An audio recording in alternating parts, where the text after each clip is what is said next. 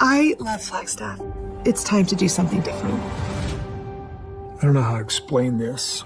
It was never intended for me to know that Janelle was moving. I'm gonna move to North Carolina. If for some reason this goes south. I love the way Janelle's handling this breakup. It's like she's been watching Kody's playbook and decided to give him a taste of his own medicine. First, she strung him along for a bit, much like he did with Mary. Then, she sweetly told him yet again that she was way happier without him, refusing to reconcile, just like she's done about 100 times before. And now, without so much as a heads up, she's packing up and leaving, with David behind the wheel of the truck.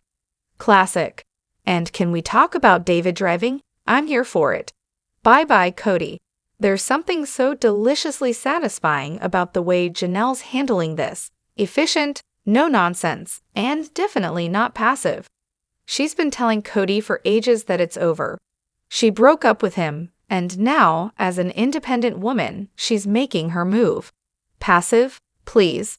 Passive is letting life happen to you. That's what Janelle was doing for years, staying in a relationship that wasn't working.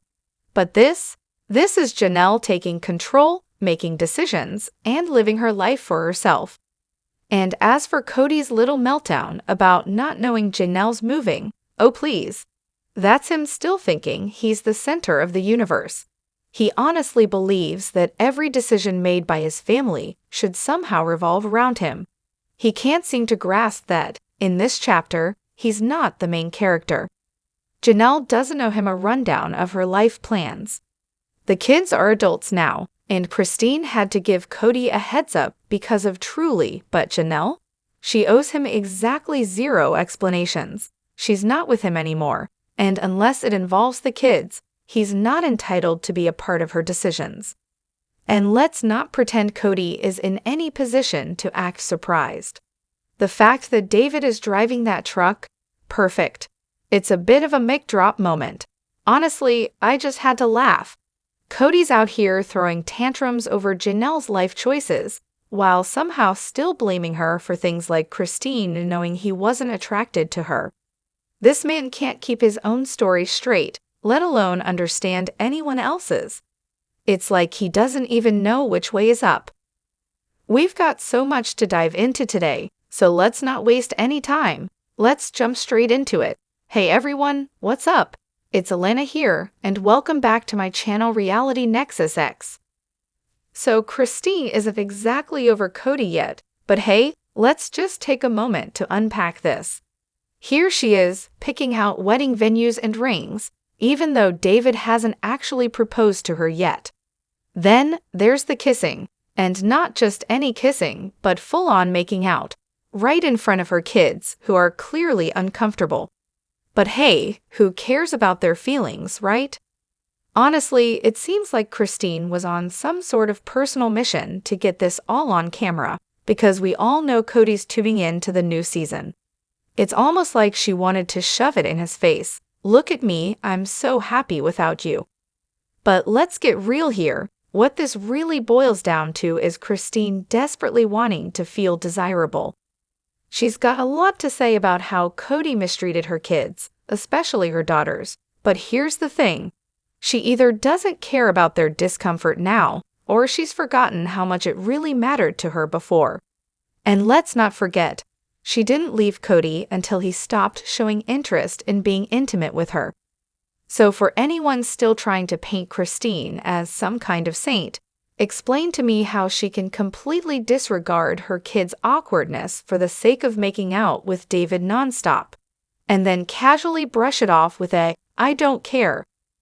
Now, don't get me wrong, I think she's been through a lot of trauma. It's not about not being over Kody. It's about not being over the emotional wreckage he left behind. That stuff doesn't just vanish overnight. Trust me, I held onto trauma from a past relationship for years, even after meeting my current partner. It took me at least 2 years to start feeling whole again. And let's be clear, I didn't miss my ex one bit. He was toxic and abusive. So no, Christine's not going to heal from a decades-long relationship that quickly. It doesn't mean she's not ready for something new, though. Sure, maybe she rushed into it, But hey, we've all been there. David seems like a genuinely good guy, and I hope they're truly happy together. She deserves that. Now, about Christine and David choosing wedding venues before getting engaged, yeah, I've got some thoughts. These two are middle-aged, raised in a high-demand religion, and were obviously courting with the idea of marriage in mind. As they've both said, they know exactly what they want in marriage the second time around. They've talked about it. They've decided they're getting married. The engagement is just a formality that'll happen when the time, place, and rings are all set. But sure, let's all pretend this is some shocking scandal. Okay, hear me out on this one. Kody and Robyn are selling their mansion, the one they swore had no space for Truly to have her own room. But what if they've already moved into a new place, whether it's rented or bought, and there's still no room for Truly? If I were Christine, I'd be beyond livid. I'd go full scorched earth.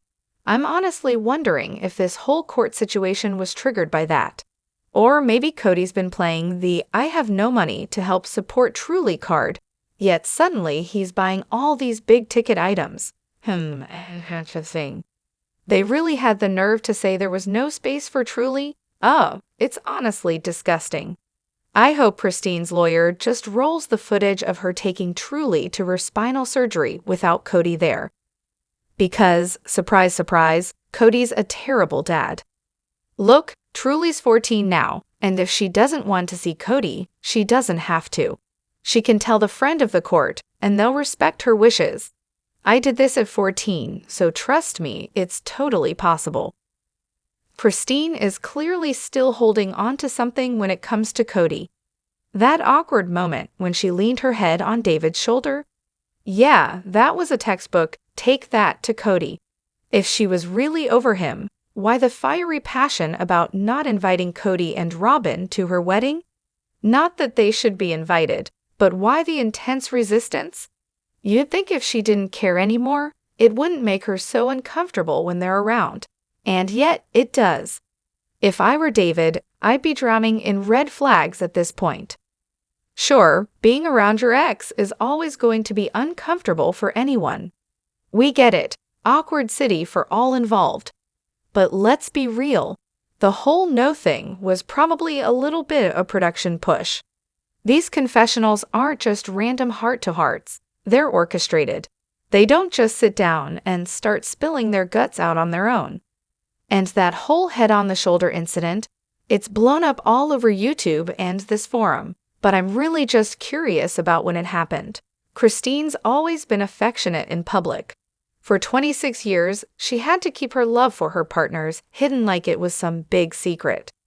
Kody even complains about having to be hands-off with Robyn when his other wives are around.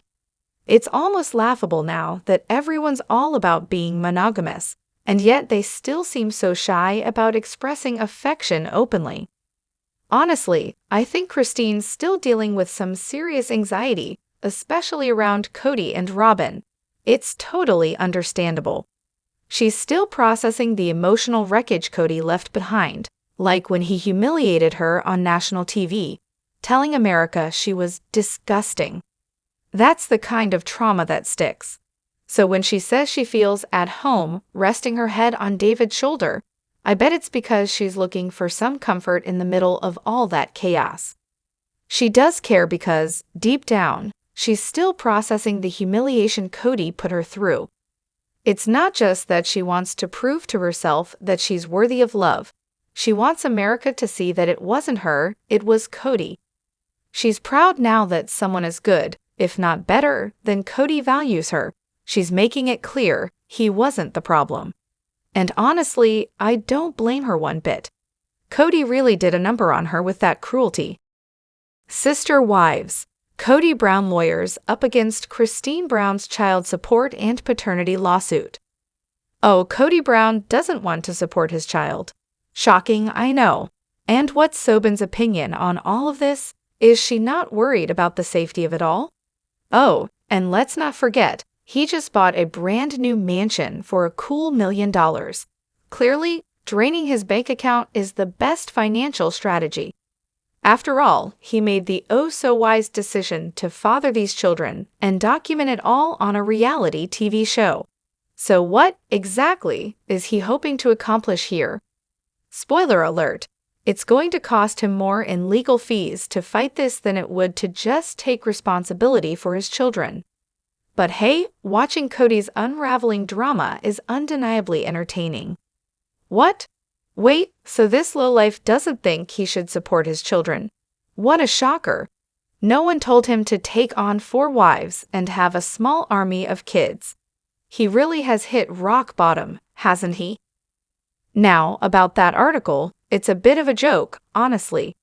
First off, Kody just secured a $1.6 million loan on a $2.2 million house, with a hefty down payment to boot. No bank would ever lend that kind of cash unless he actually has the income and assets to back it up. Unless he sold off some land or his current home, he'd need at least $600,000 for the down payment. So, as much as we want to call him broke, his financial situation might just be more solid than we thought. As for the paternity and child support case, that's standard procedure. It's not necessarily that Kody's trying to dodge payments. He's probably just responding to the suit and clarifying his position, which might include things like visitation and support. Of course, Christine's deadbeat dad comment could come back to bite her, and Kody will have to watch his words carefully moving forward. All that aside, Janelle and Mary, please get your money already. Seriously, Kody. Is Kody Brown having a mental breakdown? Or is he just losing it in the most dramatic way possible? Maybe it's because of everything that's happened, or maybe the breakdown started before Christine, Janelle, and Mary even left. Could the change in his personality be the real reason they couldn't take it anymore? Or is he just getting older and wants to settle down? Personally, I think something snapped in him before the wives left. His personality completely changed, and they had to bail. Honestly, though, I don't think this is anything new. Kody's always been this way, but the fame and money definitely cranked it up to 11. It's like he thrives on control and attention. And once the cameras started rolling, those traits didn't just get worse, they became impossible to ignore. The cracks in his personality were always there, but now they're front and center for the world to see. At this point, Kody's been having a major meltdown for a while now. I'd say he's taken a pretty serious hit to his ego, especially with all the divorces and the kids pulling away, both things he brought on himself. Narcissists react to blows like that by doubling down on their lack of empathy and self-awareness. They build up walls to protect that fragile ego. And that's what we're witnessing with Kody, a total breakdown that's been playing out for over 2 years. At this rate, I wouldn't be shocked if he's even worse now, if that's even possible. It's clear that Kody's ego is absolutely shattered by his wives leaving him. He thought he was the king of his little polygamous kingdom, with everyone bending to his will. And now that his wives have walked, he's left scrambling. The real kicker? He's probably clinging to Robyn because, let's face it, 4 failed marriages would look pretty bad on him, and he already feels responsible for 3. He definitely favored Robyn, but I think he's starting to regret that, especially now that he doesn't have 4 women doing everything for him and catering to his every whim. And let's not forget the red pill rabbit hole he's fallen down. Testosterone, anyone? That's only made everything worse. I think Kody's traits were always there, but once he lost control over his other households, they really kicked into overdrive. It's no surprise that he treats Robyn like she's his best customer. She's the one who submits and strokes his ego the most. Robyn Brown is crying again after reuniting with Christine for Mykelti's birth on Sister Wives. But let's be real, Robyn crying isn't exactly breaking news at this point. She's practically a professional at it. Every time there's a confrontation coming her way, out come the tears like clockwork. It's her signature move to keep herself out of the line of fire and make sure everyone knows how spectacular she is. After all, Robyn hasn't had a real sit-down conversation with the OG family to explain herself. Nope, instead, she invents some excuse to hide out in her house, telling her isolated kids how everyone just hates them, while Kody backs her up with his usual nonsense. Honestly, it would be amazing to see Janelle take a swing at her like she did with Kody in that apartment last season.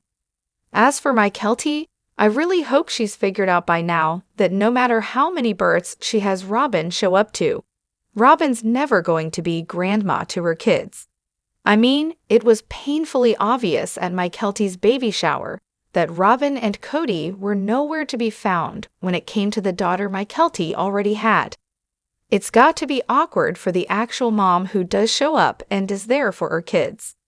I can't even imagine how Christine feels. This should be such a beautiful moment, and here's Robyn, just making everything more depressing.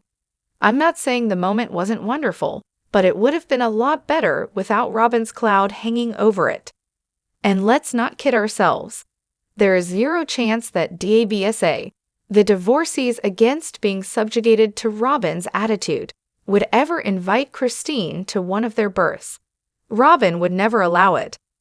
I also feel like the show really needs to press Robyn more when she says things like, "I wish it was under different circumstances." Like, what exactly has she done to change those circumstances? Because if she's done anything to improve the situation, it's completely invisible. She can't keep spouting that line without actually taking responsibility. Kody Brown's latest move has Sister Wives fans absolutely fuming. Apparently, Kody didn't just want the scraps from Mary's t-shirt quilt. No, he wanted the whole thing. He wanted that beautifully crafted, handmade quilt that took Mary 37 hours to make. In Kody's mind, this was a win-win. He gets to take a jab at Mary by asking for it, and he walks away with this gorgeous, sentimental piece of artwork. And let's be honest, he probably views it as some sort of tribute to his own greatness, like, look at how amazing I am that my wife made me this quilt out of my old t-shirts. Too bad he's about to get a pile of rags instead. It's clear Kody's real goal here was just to hurt Mary one more time. He wants to give those memories to Robyn, even though they're memories he shared with Mary. It's honestly pretty gross. Kody and Robyn seem so desperate to stay relevant. Honestly, I'd much rather watch Janelle, Mary, and Christine, though I'm kind of done with her wedding drama. And I can't even imagine how Robyn stands to stay with him. Doesn't she know he's just going to eventually turn on her and treat her the same way he's treated the original 3 wives? Let me know what you think in the comments. Don't forget to hit that like button and subscribe to my channel. I'll see you in the next video. Take care and much love to you all.